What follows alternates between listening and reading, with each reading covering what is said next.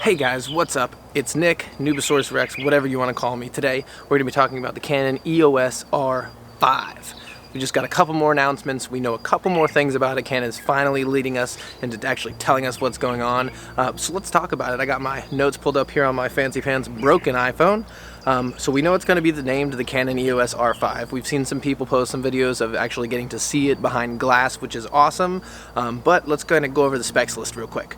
So we know it's going to have a 45 megapixel full frame CMOS sensor. That's going to be an upgrade from the 30.2 megapixel CMOS sensor that's full frame on the Canon EOS R. We also know that it's going to have in-body image stabilization, which is a game changer. That is the only thing out of my Canon EOS R that I wish that it had, was in-body image stabilization. You can kind of get away with using some lens stabilization, but at the same time, Ibis is just phenomenal. We also know that it's going to have about 7 to 8 stops of Ibis Correction when you use an in-body image stabilization, and when you use a stabilized lens, it's just going to make your videos look buttery smooth, just about in any situation. We also know it's going to have 12 FPS mechanical and 20 FPS electronic, which is a huge jump from the Canon EOS R. One of the biggest complaints on the Canon EOS R is the fact that it's not a very fast shooting camera. I believe we can get about 10 frames per second when you're using the low priority, which is not going to have any sort of tracking, single focus. I believe 5 frames per second when you're using tracking priority or continuous focus. It's just not great. Now for me personally, I'm not a sports shooter. I like to make videos. I like to take some action shots, but at the end of the day, 5 frames per second with continuous tracking is plenty enough for me. We also know that the EOS R5 is going to have dual card slots. Canon also released that we all know it's going to have CF Express cards as well, which is a game changer. I believe they do up to 400 megabits per second, which is just mind-blowing from SD cards that are only getting about 150 to 200. We also know that they've added a scroll wheel to the back and deleted that touch bar. Now I'm going to grab my EOS R real quick just because I have fallen in love with this touch bar. This touch bar right there, that thing, see if we can focus, is phenomenal. I don't know why everybody hates it. Honestly, I think it's awesome. I've used the crap out of it. I don't have any problems with it. It works great. So let's keep going here. We also know that it's going to shoot 8K at 30 frames per second. That is mind-blowing. This EOS R shoots 4K at a massive crop at 30 frames per second. It doesn't even do 60.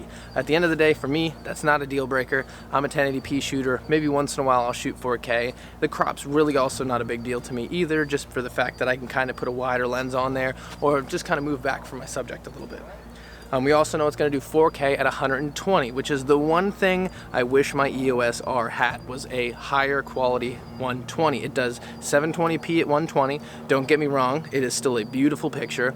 It's just not 1080p, and sometimes that bothers me, especially when I'm editing the videos and I know it's 720p. We also know it's going to do 4K at 60, which is awesome. That's awesome, but not really a big deal to me.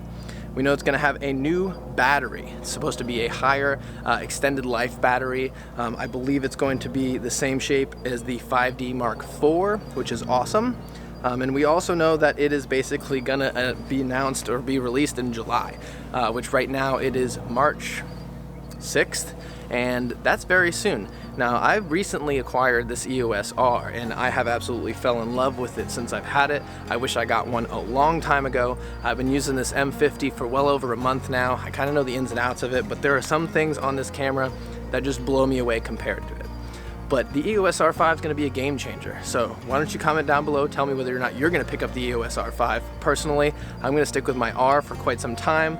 In fact, personally, when the EOS R5 does get released, I plan on picking up another one of these Canon EOS Rs. Hopefully the price gets cut a little bit down. Right now these are going for $17.99 on Canon's website. I believe Best Buy is selling them for $16.99 on sale, $100 off right now, which at the end of the day, in my opinion, this camera is worth every single penny. Right now, I've got my EOS RF to EF adapter on here, as well as a Rokinon 85mm cine lens, manual focus T1.5.